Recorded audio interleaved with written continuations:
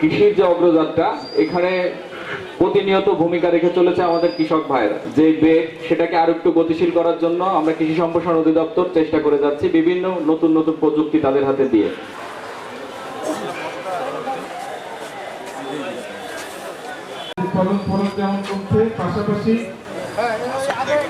কৃষির যে অগ্রযাত্রা এখানে প্রতিনিয়ত ভূমিকা রেখে চলেছে আমাদের কৃষক ভাইয়েরা।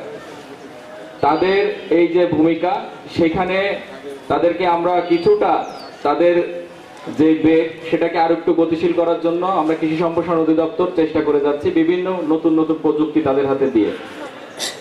কৃষির যে উন্নয়ন যেটা সম্ভব হয়েছে বিভিন্ন প্রযুক্তি, সেই প্রযুক্তিগুলো আসলে প্রদর্শন করা এই মেলার উদ্দেশ্য। সাথে সাথে আপনারা জানেন যে আমরা খাদ্যে স্বয়ংসম্পন্ন হলেও নিরাপদ খাদ্যে আমরা এখন অনেক পিছিয়ে, যার কারণে আমরা এখনো পর্যন্ত আমাদের উৎপাদিত পণ্য বিদেশে রপ্তানি করতে পারছি না। কারণ বিদেশে রপ্তানি করতে হলে আমাদের একটা সার্টিফিকেশনের প্রয়োজন হয়, যেটার নাম গ্যাপ সার্টিফিকেট বা গুড এগ্রিকালচারাল প্র্যাকটিস সার্টিফিকেট। এই সংগ্রাম আমরা বাংলাদেশে শুরু করেছি গ্যাপ মানানোর জন্য, কৃষকদেরকে গ্যাপের উপরে প্রশিক্ষণ দেওয়ার জন্য।